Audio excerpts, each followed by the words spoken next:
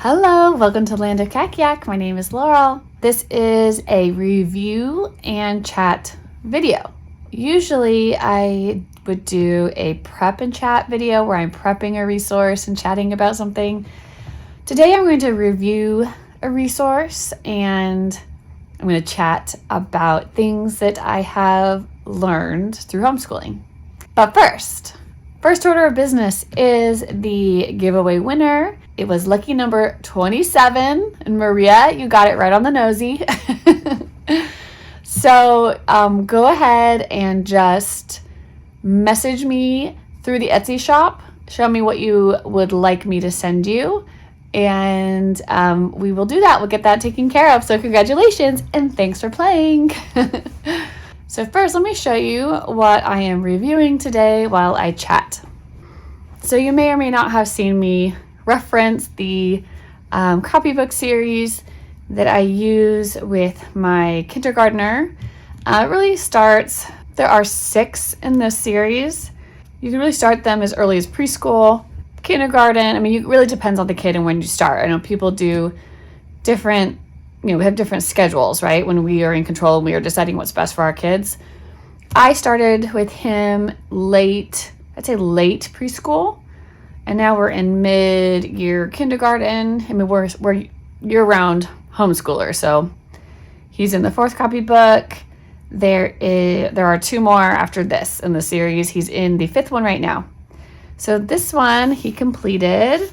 So the focus of this is, reading, writing, and numbers. There's a curriculum page, and I'll show you what books I use. So I just wrote in for reading. I'm mainly using the McGuffey Primer. And you guys are familiar, if you're familiar with my channel, you're familiar with me talking about my McGuffey Language Arts plan. And I'll link it for you in the description box to where you can get it. But he's still working in that right now. For math, he is using Number Stories Book 2. I've shared about this before, of course. I'm obsessed with this series. There's actually 3 books that I could find. The Number Stories series. We started again. I think I started in preschool with book 1. I would show it to you right now, but I actually lent it out to somebody. And these were published in the copyright 1940. This one was printed, but the original was 1933. And I just absolutely love them. And look at these pictures. Like, can you believe this is a math book? Like, there's a little story, that you're kind of following the story of the children. And there's something to do with, numbers or math or large and small, like some kind of number sense activity or concept. And it's just, for me, it's just open and go. It's been working really well. I use the abacus a lot. I feel like in book 1, I used a lot of number rods to build numbers, and I used my favorite manipulative one at the very beginning was those little vase gems, like they're flat on the bottom, but they're kind of like they're rounded, they're glass, they'll be like different colors. And we use those for tons of things. I feel like we still use them. Like, I should show you what I'm doing with them now one day, because they're on the kids' school table every single day, although they're using them for a different purpose now. One day if you guys want to see an updated schoolroom tour, because there have been some minor changes in here since the last time I showed it, leave me a comment, schoolroom tour, because I always need an excuse to clean the schoolroom really well anyways. Anyways, I love this book. These books are kind of hard to find hard copies. And when you're trying to be frugal, I can't remember. I think I paid, maybe around $30 a book or something. But this is going to take us well into 1st grade. So it's going to last all of kindergarten into 1st grade for sure. And we just take our time. This is where we are right now. And what we just got done with was like trying to teach him how to read larger numbers. I used one of my number flashcards from when he was like in preschool. His preschool deck. I cut a little square, and we were going through, I used it to do this. Right, because I always try to teach them the math name. I get this from Right Start Math, where so 808 would be, the math name would be 800s and 8. right? You could say 0 10s, an 8. For a number one that had like all of them, like this one, 582. So 582, that's like the regular name. We say regular name. The math name would be 500s, 8 10s, and 1. Regular name, 582. So yeah, I was using that. We went over all these. I really took my time. But when I review the next book, the next copybook, you'll see how that, maybe what that looks like. Something I've learned in homeschool is if you find an activity or something that works, like rinse and repeat. Writing, for him right now, writing is just copy work, and that's literally, you'll see in here, just me with a highlighter or a pen or a pencil or something. In this book, I do have copy work for the primer in the handwriting model that I like, but right now I find it, because he's so young, if he was already a little bit better at reading, like maybe if he was like a first grader and he was already a better reader and I was just giving him the primer, I might just give him the copy work. That's what I did for my second son and my copy work, like workbook. But because he's so young, I'm using the writing and the copy work time to practice more phonics stuff, which since I don't really know day to day what I'm going to focus on, because it really depends on how he performs that day in his lesson, then I pick some things to drill down on. So you can't really, that's another reason why I just cannot get myself stuck in a curriculum that's just like everything is preset. I'm like, but how do you know they don't know what he needs day to day? Do you know what I mean? That's the big advantage of homeschool, is being on site with your kid, treating them as an individual. So you'll see that. Social studies, I think we finished America the Beautiful. That was this book. I've showed it before. I liked it because it was like sturdy. It was like a board book and he was pretty young when I got it. And I liked the vibrant colors, right? I liked the artwork. But what it did is it just gave me something to open up and go through and be like, oh, let's look up something about the Statue of Liberty. Let's look up something about farms in America. Oh, on this page, I'd let him point to something that you're interested in, and we just go look it up. For me, this was just my inspiration. This was just my spine for social studies while we used it. And yeah, I liked it. It was, I think I bought it brand new because it was pretty new when it came out. See if you can find it used. I love that Amazon has used options. And then we finished that book and we moved into Where in the World. I've talked about this book before, but I got little figurines that some of them matched up to what was in the book. And we've been going through and just looking up famous sites. I mean, a lot of things I'd never heard of. And if I could find a video on YouTube that was like a tour, if somebody had done a nice tour video that wasn't too long, we would watch that.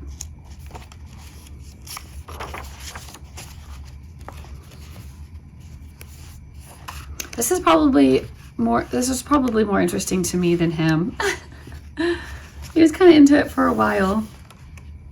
But lately he's told me he doesn't want to do it anymore. He's bored with it.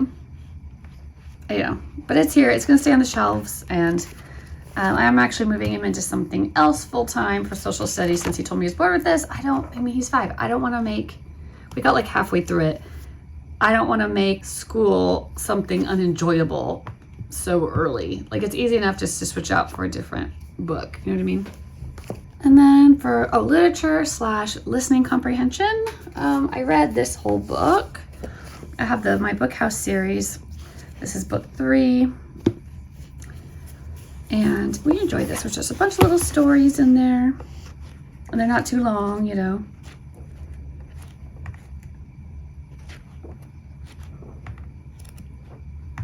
I like the illustrations, of course. I'm just a sucker for illustrations, like good ones. There's just something charming about these ones.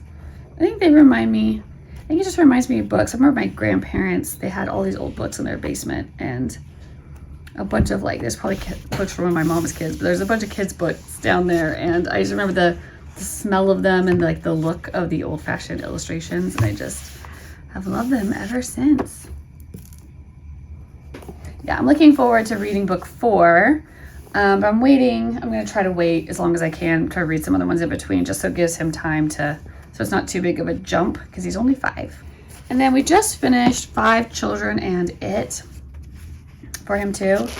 And of course I have to say that the other kids, I may be reading aloud. This may be technically Bo's work, his listening, his read alouds, but the older boys always stop to listen to, which I love that when mom cracks open a book, everybody just puts down whatever they're working on and comes over and listens. I love it.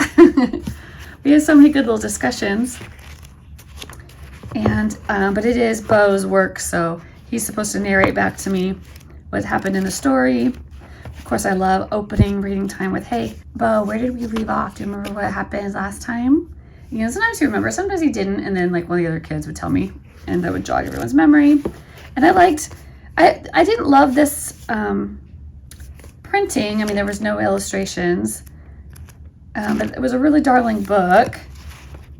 But what I liked about it and why I bought it was because it had these questions at the end. It's part of the Scholastic, what's it called? Scholastic Classics. And they always have little discussion questions at the back, which I like. So we did those together as a little family group too.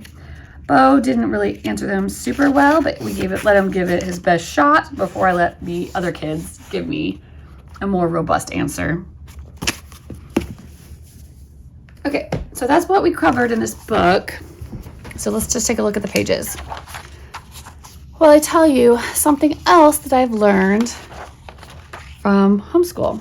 Something else I've learned from homeschool is that I am not owed any type of lifestyle.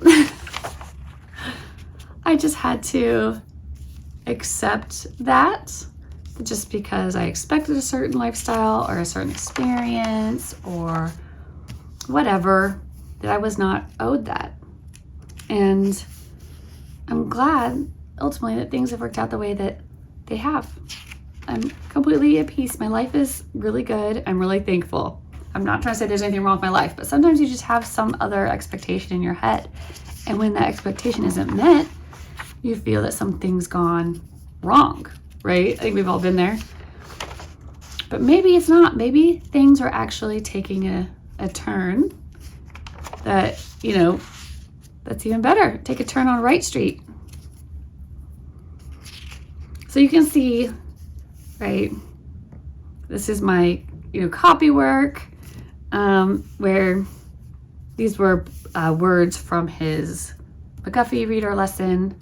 And, I always make sure he has mastered the words from the word list before we move on to copying the sentences. We have reviewed the question mark and the period.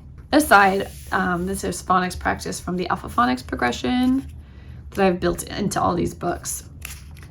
Here's these math pages, so some grid paper. We were working on some math facts, which I was using our little math flashcards that come with the books. Okay, that just reminded me that somebody asked me, it just came up the other day. So if you buy these books, all of the flashcards come with the second copybook, all the flashcards for the math facts that I provide. And what you'll get, so this is my +9, -9. This is the set that Bo's on right now. They're not meant to be printed double-sided. They will not match up because that's not how they're meant to be printed. And I went back and changed it in the ad, but I was like, I hope nobody else has gotten really frustrated or wasted a whole bunch of cardstock. I meant them to be printed single-sided, and then because what I do is I would use these so he can match them up to make the equations. So you can put, it's some of the activities you can do, right? This is rinse and repeat because we do this with we have a couple of different games we can play to practice stuff with all of our different sets of math facts, but I don't have enough room here. Usually we do this on the floor or whatever, but I'd have a stack for equations and a stack for answers, right? And so then you can have them match them up and make right there. And you don't have to give them all of them at once. I mean, when they're first starting out, you could just give them a couple. You could give them like 3 equations with like 3 of the answers and have them work that out. We do a lot of doing things like this, like just with it face down where I don't want the answer to show. And then he flips it over, then he does that question. So anyways, that's how I keep them separated in, when I printed them and cut them out, I just put them all in their own little individual envelopes, and as I felt like he was ready, I just would move him on to the next set. And eventually we'll just like mix them all up. Right now he doesn't have them memorized. We're just working the problems, and he's starting to get where sometimes he doesn't have to use the abacus, which is a good sign. And sometimes he like half uses it, and then he can already see how many beads should be moved without actually having to physically do it and count them. So I'm excited. It's taken us till the plus and minus 9s. But I was like, oh, I see he's like progressing here in his mathematical thinking and his number sense. Speaking of, whatchamacallit, flashcards, every book does have its own phonics flashcards. So these phonics ones, they came with the matching, you can just print these and cut them out. I did each book in a different color. So, I would try, if I had a colored, it just helps them not get mixed up so much. But we played games with these, and you could do right pile, wrong pile. I think I've talked about making a little spinner, or let's say you did right pile, wrong pile one day, or you tested it on here, you had him read it, you checked off whatever and circled what he needed. Then you can put them like in a circle, right? And you can just use your pencil and something to point. Oh, Gwa, right? Like in Gwen, I like to write in something to give them examples, and they get to keep the card, right? And keep going around. And sometimes I have him play it with me, or maybe his like older brother, because it's always good review for the older ones too, right? Sometimes I don't know, if I was just doing it with him, I'd say, okay, however many cards you win, that's how many minutes I'll let you have a play break for, like after this or something. Okay, so this one's, draw, find, most in a row. So this is how you play this game. So you play against somebody, he's usually playing with me. So he would draw it'd be TR, and so he would have to say, TR says tur, right? If he said that out, great, I'll try. And so I'd give him an example word where that blend was used. And then he'd have to find TR, and we'd both pick I guarantee, so he was the purple. He'd find TR, and he'd color it in, and we would choose, sometimes we'd circle, sometimes we'd use stamps, sometimes we would use different symbols with different colors, just whatever.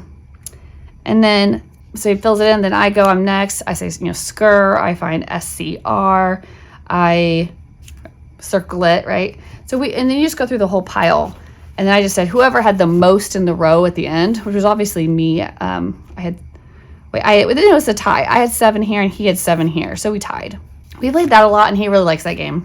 It looks like we were discussing periods mean telling, and question marks mean asking.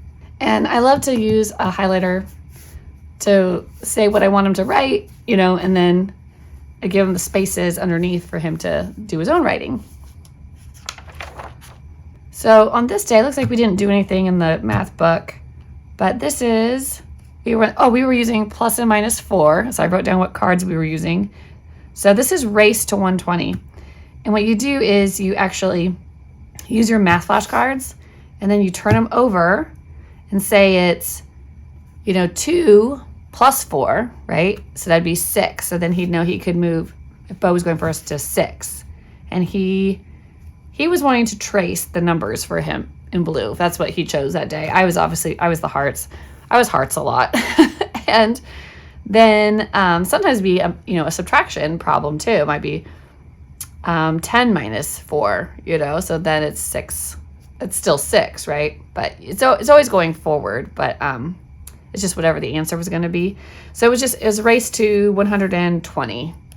So whoever got to 120 first. And you can reinforce like practicing. Sometimes I'd say like he'd land on 48. And I'd say, what's the math name? And he'd say 4 10s and 8. Good. What's the regular name? 48. Oh, A Happy Day in the City. This was the last story of the book storybook. Yeah, you just read a short story, ask them to tell it back to you as much as they can, discuss any interesting points or morals that come up, and have them draw something from the beginning, the middle, and the end. So I always wrote in the story title form, but then this says first, then, and then in the end. This is an easy one. Today was choral reading. So that's when they read it with you. So we'd say together, j, nj, nts, nts. We try to say it at the same time. Bull, burr, coal, right? So we just did that together. So we do, especially when things are new, I do a fair amount of, or if I can just tell he's tired, sometimes they're just having kind of an off day. And I try to do reading first because it's, to me, the most important subject right now. Sometimes I do echo reading, which is where I say it first. And then he just has to look at it and he has to repeat it. Yeah, we're just doing page 66, what subtract means from the book. Oh, we moved on to plus and minus 5. So again, another race to 120, right?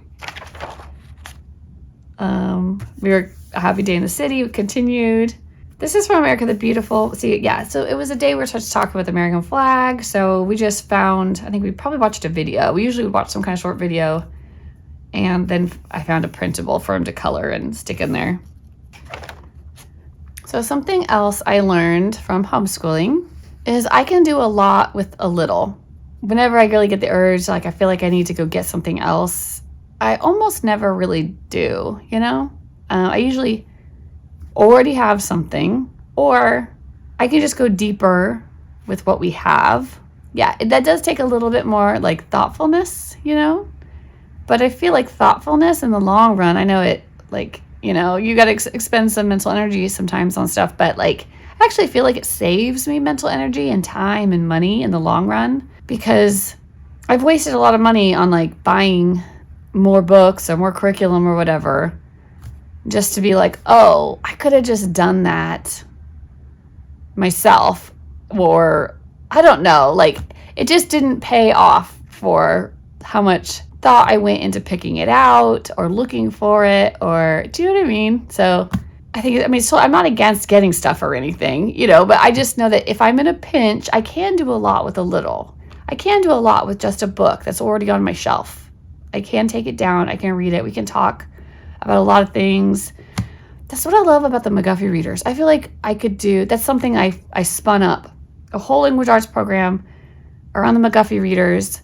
There was so much stuff out there that was already available. Yeah, I just feel like we did a lot with a little with that, and it worked out better than I could have ever dreamed. I'm so happy. Okay. Lesson words memory game. Oh, this is because part of my stuff that I've made to go along with my McGuffey's language arts program are flashcards for the words, the lesson words. Okay, so like just for example, like here's a set from lesson 16 in our primer. And so if we were playing memory, so there's 2 of each word here, obviously, and I just, how to play memory, where you like flip them all upside down, and then you try to find matches, and you just take turns and you keep the ones that you get right. But this really makes us stop, and he has to read the word. And I do a lot of modeling, like, if this was new, if he'd never seen this word before, and I like to use flashcards to introduce words, is I'd be like, dress, dress, dress. So I might model that, stretching out the sounds while we sound it out. Yeah, anyways, just thought I would show that to you.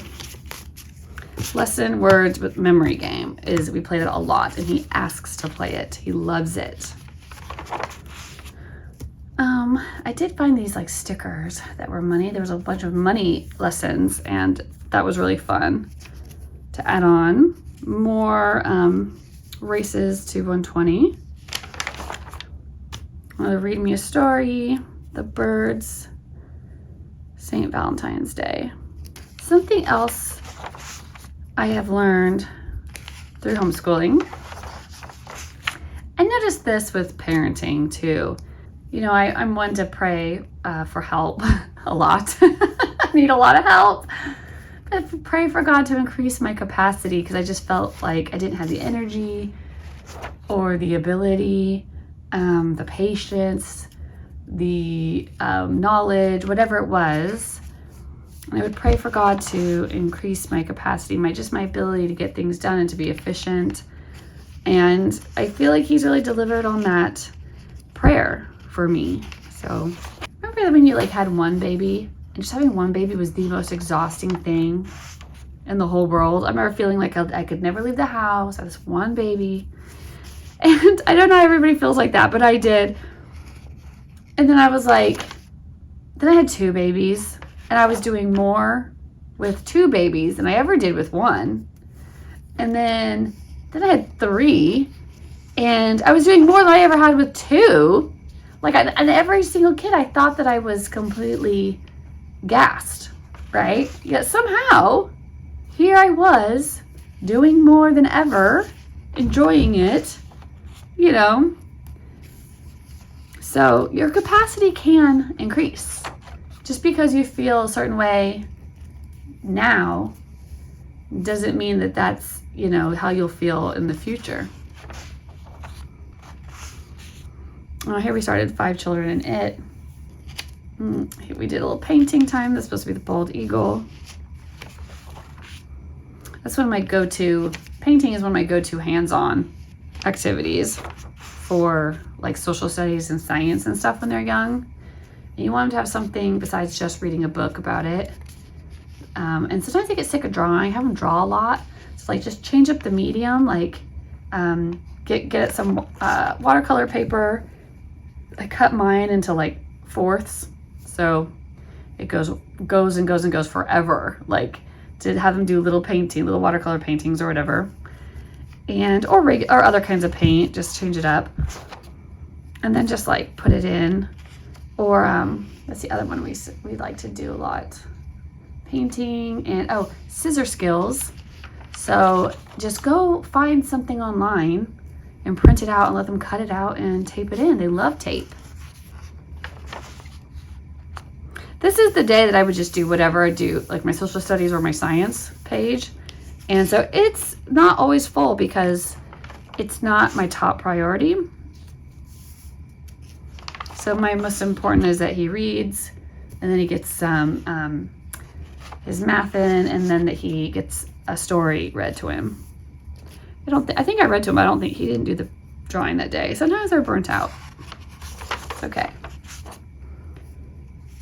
See, now you can see he's already up to writing quite a bit. So he traced and wrote 1, 2, 3, 4, 5, 6 lines. That's pretty good for a 5-year-old, right? I thought so.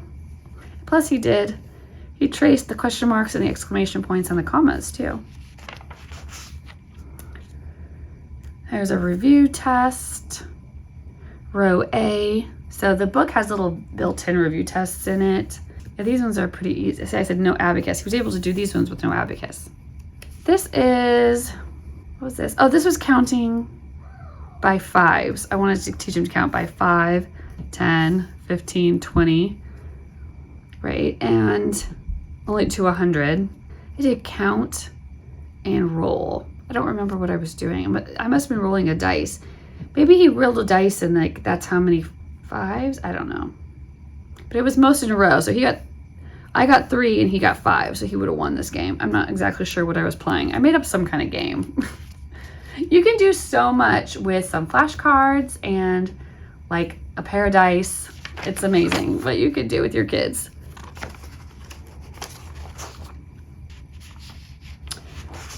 else I've learned from homeschooling is that there is help. I prayed for God to increase my capacity, and He did. I also prayed for help, and God has sent help. And it's so funny in my life how God answers prayers for me.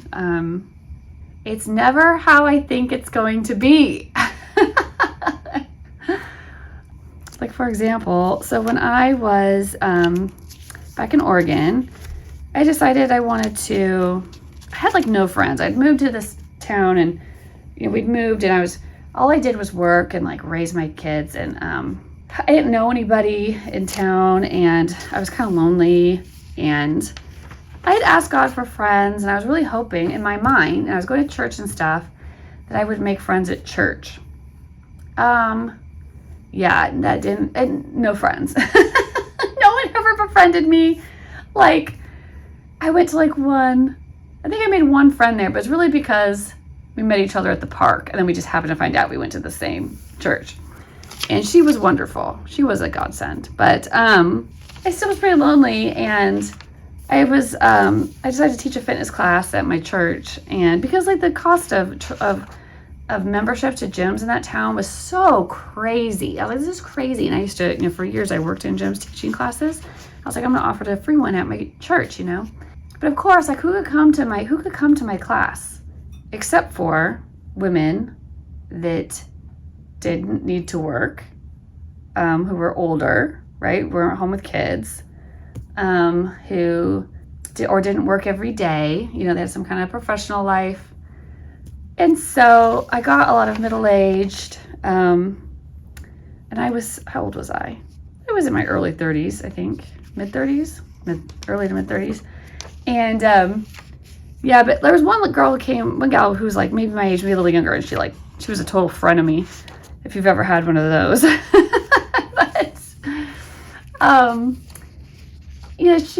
anyways, I was like, these ladies were the most wonderful people. Oh my gosh. They were just the most wonderful people, and just blessed my life so much. I think what was it, Monday? I think I did it Monday, Wednesday, Friday.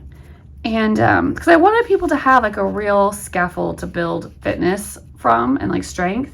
So I was like, we can't just meet once a week. Like, let's be a real, a real class that's offered regularly, and that like people could actually get some results from.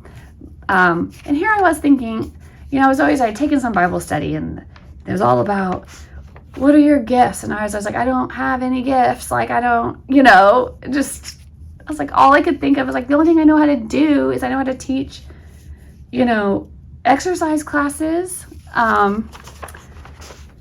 And so I thought, I'll just try, that's my gifts and talents. That's all I have. That's all I could think of that I had, So that's what I was offering, and thinking, it's so like cringy to thinking that I was doing something to help others. And it was a blessing to me 1,000 times over more, I think, than I was to them. And they didn't know it, I'm sure, that I was like quite lonely, really was craving female companionship and friendship. And they were these like more wise women than I. And I just benefited from knowing them so much. I think about them so fondly. I miss them. I moved like 3,000 miles away. But anyways, it was an answer to a prayer for friends that I didn't see coming. It didn't look like, I was thinking, oh, I need girls, women my age from church or so. Like, I had it in my mind, like what it would look like. And it was something different. And it was so wonderful. It was better than what I think was what I was envisioning. You know what I mean? But I just think the same things happen in homeschool. Like, help comes in ways that maybe you don't even see as help. Like, I can honestly say that the no's in my homeschool have been a help to me. Like, I remember wanting to do the good and the beautiful. I got really convicted about what my kids were reading. My son got a bunch of free books, and from my sister, from her son. that he'd outgrown. And there was a bunch of like Dog Man and like Diary of a Wimpy Kid. And I really hated Dog Man because it was just all rude, crude humor, and I hated it. And he wasn't reading, and it was all, he had all these books that were like the Plants vs. Zombies, but like kind of like a graphic book, whatever. And he would just read those over and over and over because he loved that video game. But I was like, this is not, like, he's reading these over and over and over, and he's not reading anything with any like morals or anything to stimulate his mind, really. I mean, it's probably better than reading nothing, I guess, but I just got really convicted about it. Of course, I was like searching YouTube, like, where it always is, like, that's where all the good stuff is, and all the bad. You gotta wade through it, but I came across, you know, the creator of The Good and the Beautiful, and she had some, I swear it must have been targeted to me because I've been looking for like things about books for kids, like kids books or something to read, because I swear it like came through as an ad, The Good and the Beautiful, and it was her, and she was talking about like what our kids read, and it was like she was speaking straight to me, like she made this video for me. She knew exactly what I was thinking and going through. But I went to order The Good and the Beautiful, talked to my husband about it. I tried to order it, and they were like all out of, everything was out of stock. It was pandemic times. I think they just couldn't get stuff printed and shipped and all that kind of stuff, you know what I mean? And I remember being so bummed. So then I just went ahead and bought a Becca, because I was like, well, it just has all the subjects. And of course, at this point, I didn't feel like I didn't know where to start, you know? And I spent a bunch of money on a Becca for only 2 kids, because like Bo was still too young to even do school. I did kindergarten, bought kindergarten, all of it for William. And then I bought 4th grade for Everett, plus all the video lessons. And it was like $1,500 or something at the time. Remember, I had to do it all like on payments. And I really just like muscled through with Will, with my kindergarten, but I ended up just doing Teach Your Child to Read 100 Easy Lessons, because I was like, he's not learning how to read, you know? And it was all these stupid little readers, and I just hated them. And everything was ugly. I'm sorry if you love a Becca and you don't think it's ugly. I'm just picky about the way things look. It's just a thing I have. So and I felt like, I was like, oh my gosh, especially for Everett, it felt like a lost year, you know? And I was really upset about it. I was really down. And then, and I wasn't thrilled to be homeschooling in general at all. It wasn't part of my life plan, you know? I just felt like I had to. And I think I was in denial about it for about a year. That's a denial that I was even really homeschooling. And then I came across Karen Rodriguez on YouTube in Our House. And I've talked about it before, but looking back, I'm like, that was my help. There was no's, right? There was a no to The Good and Beautiful. There was a no to a Becca. It didn't work out. And I remember talking to God and being like, God, I'm trying to do the right thing for my kids and my family. Help me make these decisions, you know, for school. I thought I was going for, you know, a Becca is like a Christian worldview. The Good and the Beautiful really spoke to me about the literature our kids were reading and stuff like that. So like, you know, when you feel like, what am I supposed to do? And so but I needed those no's. That wasn't the path. And RC, even though, as I've talked about, I'm RC plus, right? But like, it did so much for me. It reordered my thinking. It gave me rest when I needed rest.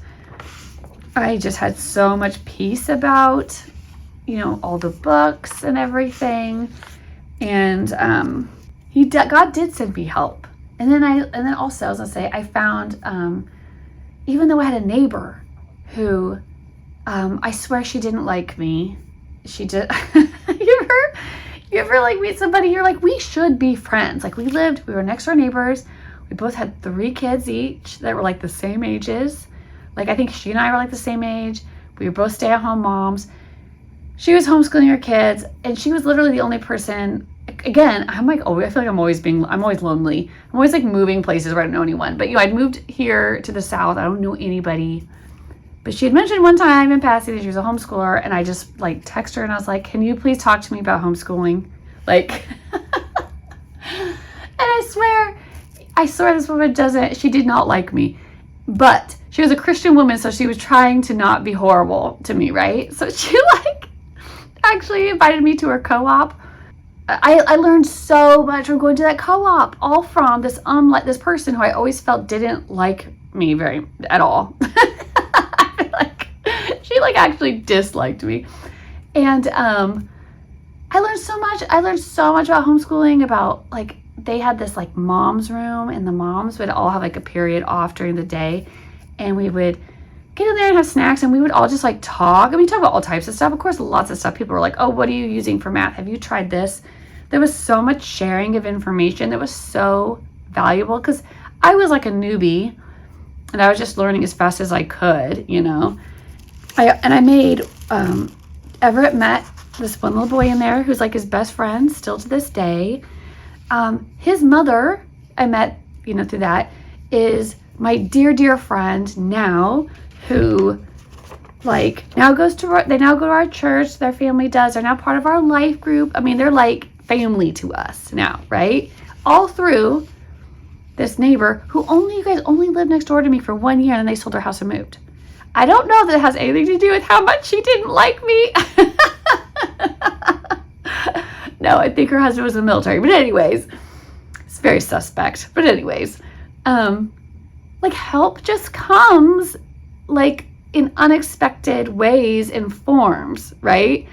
Like, I don't know, when I asked God for help, I was expecting, I don't know, like the Robinson curriculum to, call me or something, like, right? Like, this is for you. We've identified it. We've identified you, and we are sending you this curriculum. No. It's just, so anyways, it's just funny how life is like that, right? Like, ask for help, but it'll probably come in forms you didn't expect. Okay. So yeah, this is when I bought my stamp set, and we were really into using the stamps, right? This is flip, read, and stamp, right? You're just gonna flip it, right? I said sounds plus the letter names. I wanted him to say cull. I wanted him to say CL, cull, right?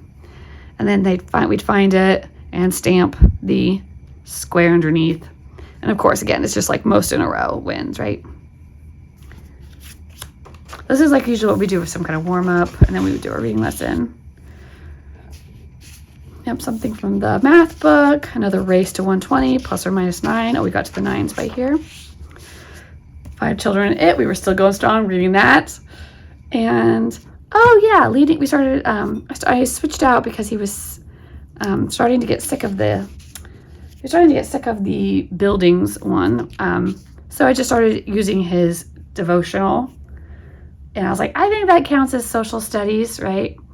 I started using leading little ones to God. So I just been reading that in our own time, not connecting it to school, but I've just stuck it into his social studies page now. And this is from the Action Bible coloring book. They're nice. You can take them out, and they're reproducible. You can just copy them. So I think all 3 of the boys got to color Jesus that day.